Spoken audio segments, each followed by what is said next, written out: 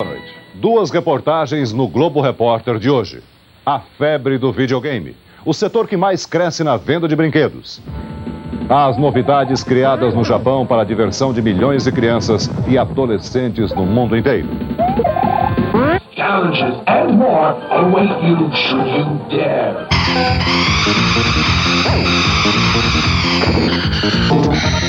Os adultos que jogam no computador. Os jogos que simulam a realidade. O simulador de voo que ensina os pilotos a voar. A Guerra do Golfo entrou para a história como a guerra do videogame. As imagens da guerra eletrônica são idênticas às que enchem as telas dos jogos de milhões de crianças e adolescentes no mundo inteiro. O brinquedo favorito da geração dos anos 90 explodiu este mês nas grandes cidades brasileiras em feiras e torneios, novas lojas e locadoras de jogos. Este ano, as vendas de videogame no Brasil vão chegar a 100 milhões de dólares, 34 bilhões de cruzeiros. A repórter Neide Duarte entrou nesse mundo onde não se sabe ao certo onde termina a realidade e começa a ficção. Esses meninos que usam os mesmos acessórios e que mastigam, mas não engolem, sabem o que querem. Procuram caixinhas de aventuras e sonham com um controle na mão e um vídeo na cabeça. Quando as crianças tiram a televisão do ar e ligam aquele aparelhinho, elas entram num outro mundo. Vamos junto com elas lá para dentro. Esse é o lugar preferido por 9 entre 10 crianças. Aqui elas passam a maior parte do tempo, quando a mãe não proíbe.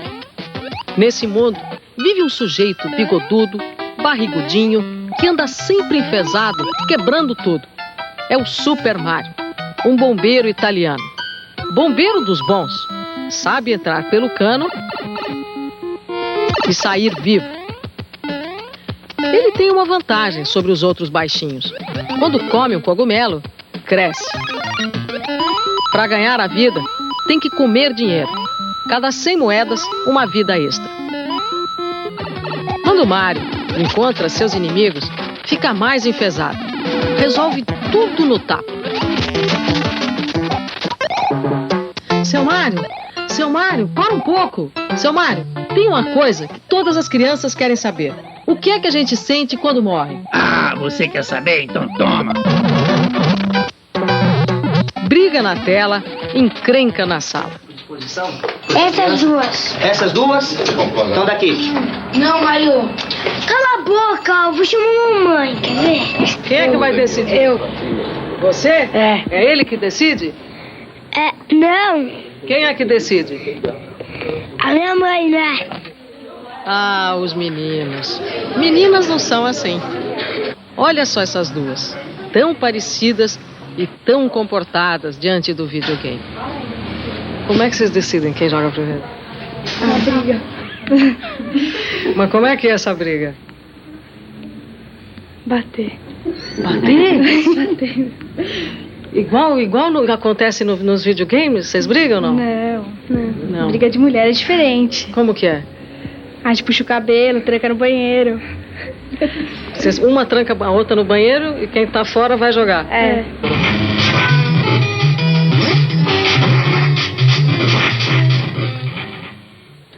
Não, agora não vou. Agora você sobe. Não é aí, filho. É pro outro Mas lado. nem tudo nesse mundo do videogame acaba em pancada. Olha o carinho entre esses dois parceiros de game. É o jogo da tradição que passa de mãe para filho.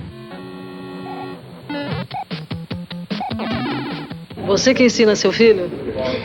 É, porque ele não sabe ler ainda. Então tem que ler as instruções, ensinar, jogar pra ele. E aí ele joga.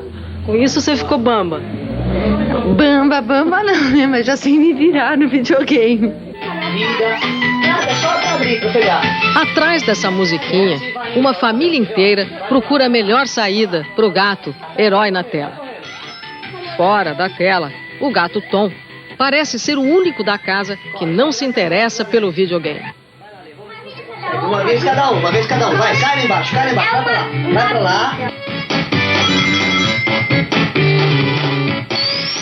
Eles vão se identificando com esses heróis, vão matando esses bandidos, e é como se a vida fosse isso, quer dizer. E existe uma relação um pouco mais singela com a vida, que é muito importante para o desenvolvimento da criatividade, do equilíbrio da gente, e que é muito mais silenciosa, muito mais tranquila, mas que tem uma troca rica, e eles perdem isso.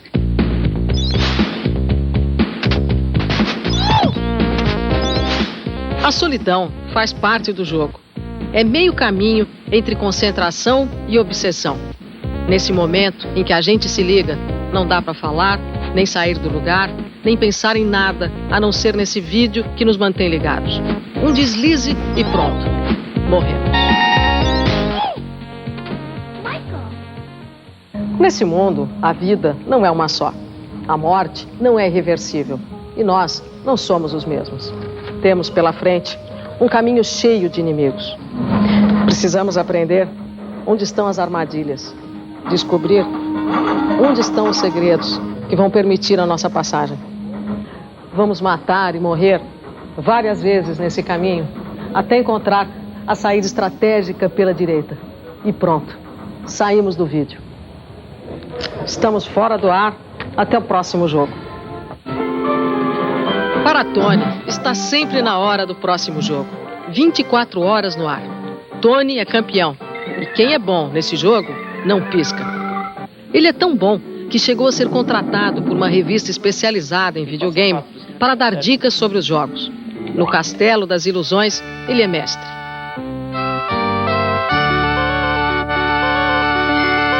Se eu passar da segunda ponte, né, aí demora muito.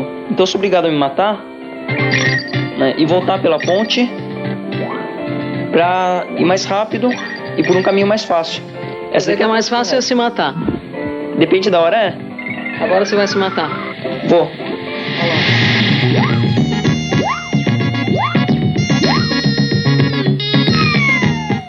Ah, pronto, morreu. Agora eu vou pelo caminho certo. A melhor saída, nesse momento, é a garrafa de leite. Mas lá dentro, ele também não está seguro. O leite, como tudo nesse castelo, é pura ilusão.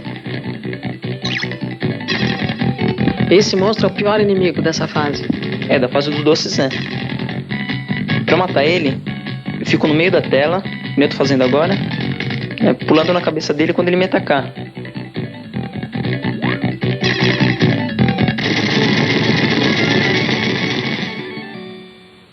Toda história tem um monstro. Se Tony enfrentou o dragão, os irmãos Michel e Christian ficaram com os cabelos em pé por causa de um dinossauro. Eles demoraram 3 meses para conseguir completar o jogo dos Simpsons. Só para passar pelo dinossauro foram 2 semanas. E isso porque eles são feras. Como é que vocês conseguiram passar o dinossauro? Ele chegou uma vez na beira do precipício e pulou. Aí tinha umas plataformas invisíveis. Depois eu vi um ponto na cabeça do dinossauro, pulei em cima e deu certo. Que sensação que deu quando vocês conseguiram passar o dinossauro? Uma luz. A solução aparece, mas o jogo nunca termina. Estamos sempre de volta ao começo, para mais uma vez passar por todas as provas. Nesse mundo da eterna repetição, só sobrevive quem tem boa memória. Os inimigos atacam sempre pelo mesmo lado. A felicidade dura pouco, só aparece no final. E a linguagem só faz sentido para quem está do lado de dentro. Ele roubou minha vida. A vida é formada de quadradinhos. Eu morri e peguei uma vida dele. Mato todos eles. O que é a vida num videogame? A vida no videogame é a chance que você tem para chegar até o final do jogo. E a vida normal, o que é? A chance que você tem para ser feliz.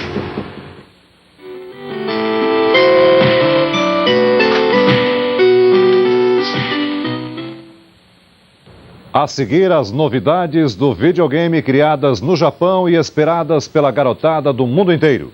Perfeita de 3 dimensões.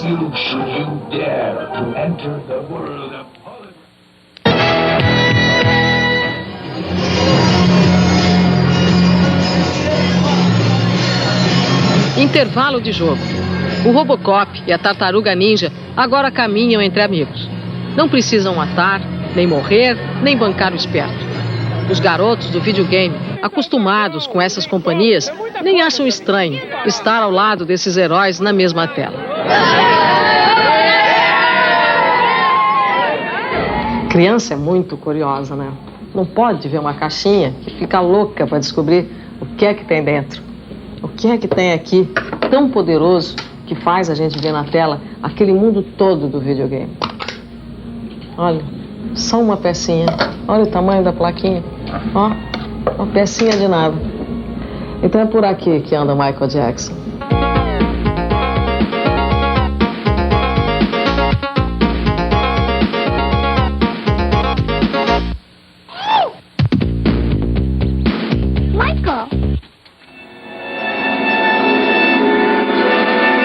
Michael Jackson, na verdade, dança por aqui, nesse mundo que é uma plaquinha de circuito eletrônico e que, no entanto, cabe na nossa mão. Essa viagem foi mostrada no filme Tron, uma fantasia dos estúdios Disney que conta a história de um programador de jogos que entra nos circuitos eletrônicos de um computador para participar de um jogo de videogame. Dentro da plaquinha eletrônica, o que existe é isto: infinitos caminhos por onde correm centelhas de energia à velocidade da luz, criando formas fantásticas.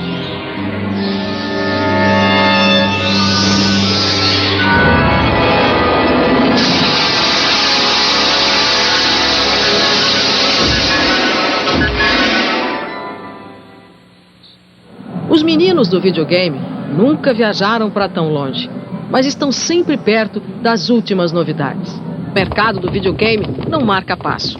Deve movimentar este ano 100 milhões de dólares no Brasil. As novidades nesse mundo eletrônico envelhecem a passos largos. Mas, por enquanto, esse comando em forma de tapete ainda é considerado novo. Você ganhou ainda. Este é para quem sonha bombardear o inimigo no grito: Fight! Fight! E era uma vez um pato que voava. Quem vestir esta luva tem nas mãos o destino do Robocop.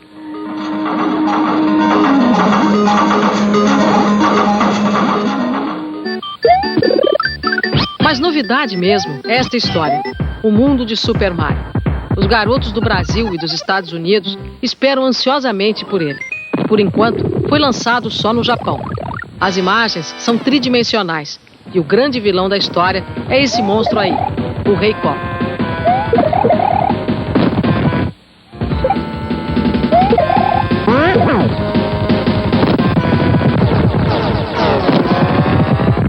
Quando a princesa aparece, o final feliz vai chegando. Mas o repórter Carlos Dornelles não deixa o jogo acabar lá no primeiro mundo. Um videogame com um personagem de sucesso como Mario vende fácil mais de 3 milhões de cópias no Japão em apenas alguns dias. Não existe país onde a febre do vídeo seja tão grande. Antes de cada lançamento famoso, filas gigantescas aguardam a abertura das lojas. Os fãs do videogame chegam a dormir nas calçadas. Alguns jogos mais conhecidos vendem mais de 1 milhão de cartuchos já no primeiro dia de lançamento. Mais do que um lazer, o videogame vai se incorporando definitivamente ao dia a dia dos japoneses. Nessa escola, as crianças aprendem matemática brincando. Essa outra escola é um pouco mais sofisticada. Aqui os alunos aprendem como criar novos videogames. O incentivo é tão grande que são comuns os concursos nacionais para escolher os 20 alunos mais criativos do país. São eles que vão inventar os novos jogos que costumam se espalhar mundo afora. E têm a responsabilidade de multiplicar novidades. Muitas delas ainda sequer saíram do Japão. Como esse vídeo acoplado a um telefone. Você pode jogar com um amigo distante ou mesmo com um vizinho, sem que ninguém precise sair de casa. Ou ainda essa bicicleta ergométrica. O jogador atleta se diverte, faz exercício e no final ainda tem na tela o resultado do mini check-up que fez enquanto jogava. Os videogames que invadem hoje os Estados Unidos não encontram muita resistência e é uma invasão japonesa em larga escala. São eles que dominam quase 90% do mercado norte-americano de videogames e não parecem nem um pouco próximos de perder esse reinado. As vendas de videogames nos Estados Unidos chegam a movimentar mais de 4 bilhões de dólares a cada ano. As lojas vivem lotadas.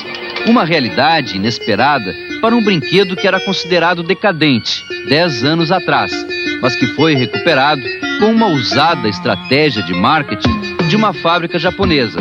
Já no final do mês que vem, deve chegar aos Estados Unidos a última geração de jogos da Nintendo. A grande vedete é o F-Zero. É mais um videogame de corrida de carro, mas desta vez com um realismo surpreendente. A tela tem um efeito tridimensional. A visão da pista é muito mais elaborada e os carros fazem misérias na corrida.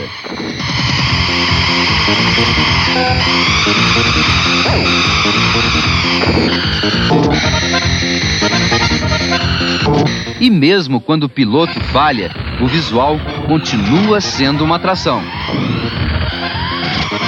O F-Zero está hoje na vanguarda dos videogames e é o melhor exemplo da revolução que ocorre nessa área. Ninguém tem dúvida que, por mais avançado que seja, logo logo vai ser superado por alguma nova surpresa que ainda vem do Japão. Mas a grande revolução deste ano chama-se A Viagem no Tempo. O jogo, ainda em fase experimental nos Estados Unidos, surpreendeu o mercado de videogames. Mais do que apenas uma imagem tridimensional, ele até parece que tem miniaturas de seres humanos dentro da máquina. É um sistema que usa um disco laser e uma projeção especial à base de hologramas. Todos os personagens do jogo são representações de atores que realmente passaram por essas aventuras. Na prática, quem joga fica com controle absoluto da ação, como se estivesse interferindo na história de um filme. Nesta viagem no tempo, o herói, um cowboy, luta contra homens das cavernas, até guerreiros do futuro. E acima de tudo, não deixa dúvida de que os videogames já entraram numa fase em que podem desprezar qualquer limite para a criatividade e a imaginação.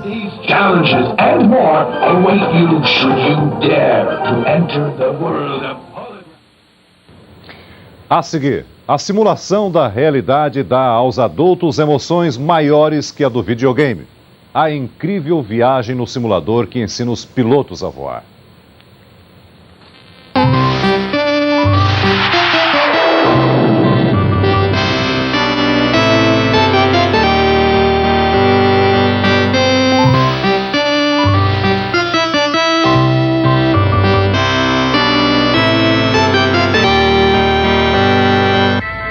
Os jogos em computador se parecem com os videogames ligados à televisão, mas são muito melhores, porque os computadores permitem a criação de imagens de alta qualidade e situações fascinantes. Estes brinquedos tecnológicos são uma das paixões da jornalista Cora Ronay, que se especializou em microcomputadores e edita o caderno de informática do jornal O Globo. O jogo preferido de Cora é este, o Pac-Man, um dos primeiros a aparecer.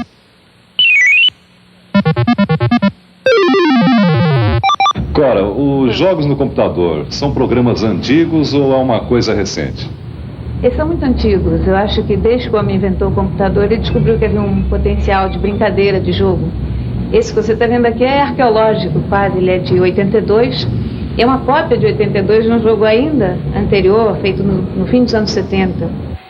Foi no início dos anos 80 que esses 4 rapazes começaram a se interessar pelos computadores. Hoje eles são engenheiros e técnicos em eletrônica e trabalham juntos numa empresa de manutenção de micros.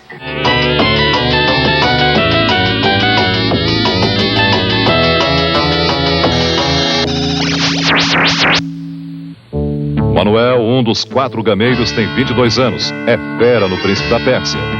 Neste jogo, o objetivo é salvar a princesa no castelo do vizir. O jogo tem 12 níveis, um mais difícil que o outro. O jogador precisa vencer todos os níveis em 60 minutos, marcados na ampulheta do vizir. Se o herói não chegar a tempo, o vizir aparece para casar com a princesa. desafios são terríveis. Além dos saltos, há o risco das guilhotinas.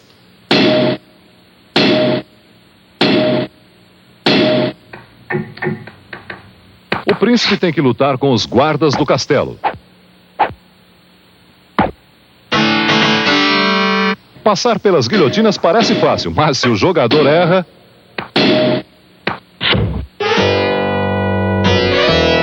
O jeito é recomeçar e encarar de novo todos os obstáculos para, no fim, conquistar a princesa.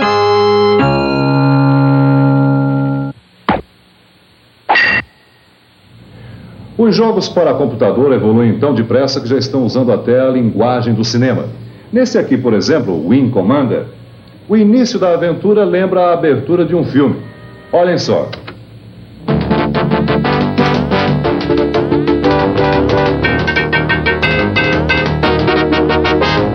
Ao contrário do vídeo comum, o jogo em computador permite ao jogador funcionar ao mesmo tempo como personagem e diretor do filme, mudando a ação, o desenrolar da história. A história do Wing Commander, o comandante voador, começa sempre neste dormitório do porta-aviões espacial.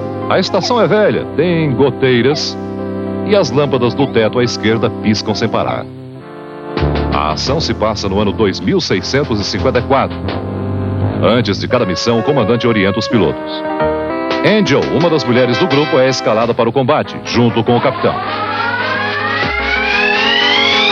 Quando eles decolam, o capitão no comando da nave e o jogador pilotando o teclado do micro são a mesma pessoa. O capitão Torres é o Ricardo, um engenheiro eletrônico vidrado em videogame.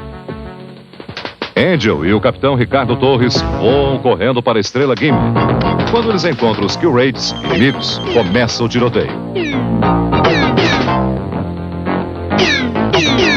Quando a nave inimiga dentro do quadrado fica bem em cima da mira verde, é o momento do disparo. Que eles fazem muitas manobras evasivas e os canhões disparam sempre em linha reta, né? Então você tem que tentar ficar na cauda dele para explodir.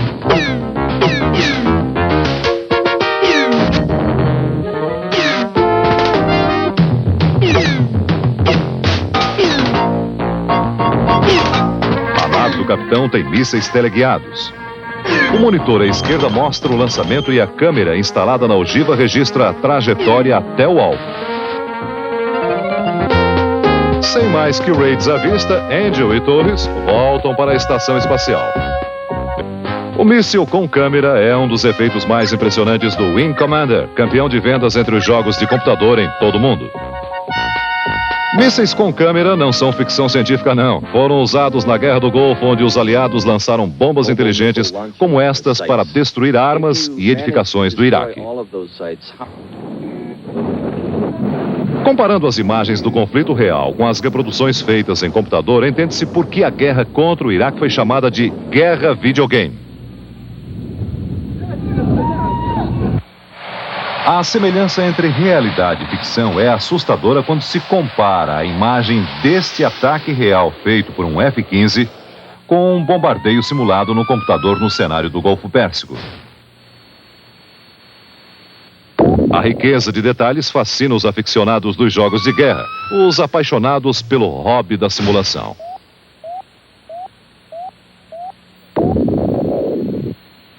Aqui a simulação deixa de ser um hobby e vira coisa séria. Este é um simulador de voos usado para treinamento de pilotos profissionais. E esta é a reprodução fiel de uma cabine de Jumbo 747. Um grande computador consegue criar as mais diferentes condições de voo, pouso e decolagem. As imagens são projetadas numa grande tela colocada aqui na frente, no para-brisa do avião. Nesse momento, é noite e o comandante Scherer vai decolar do Aeroporto Internacional do Rio de Janeiro. Pronto, Celso. A sensação de realidade é impressionante.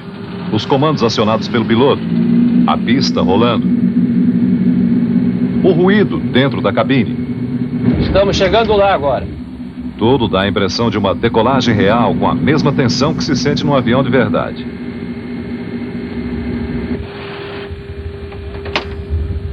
Bem à nossa frente, nós temos a ponte Rio-Niterói. Agora, à nossa direita, em cima daquele morro, o ponto iluminado é o Cristo Redentor.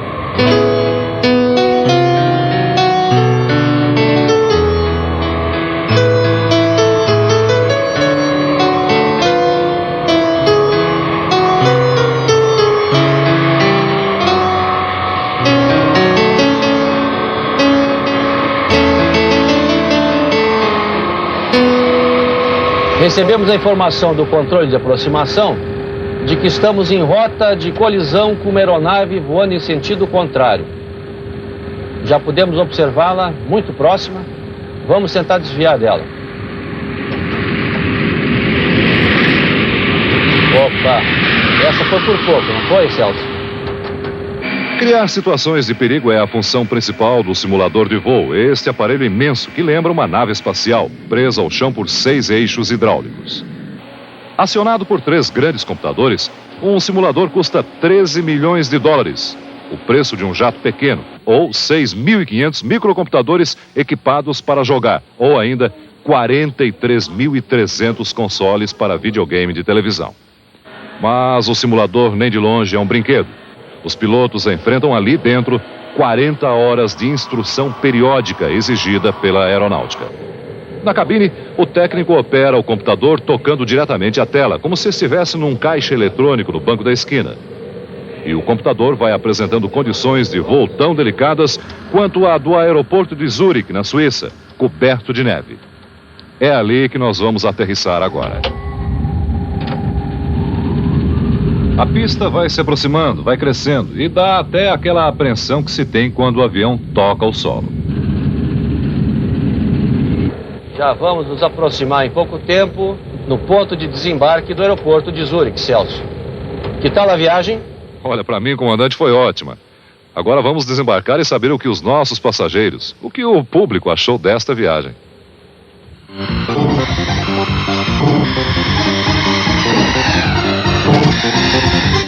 TV Bahia, Canal 11, Salvador.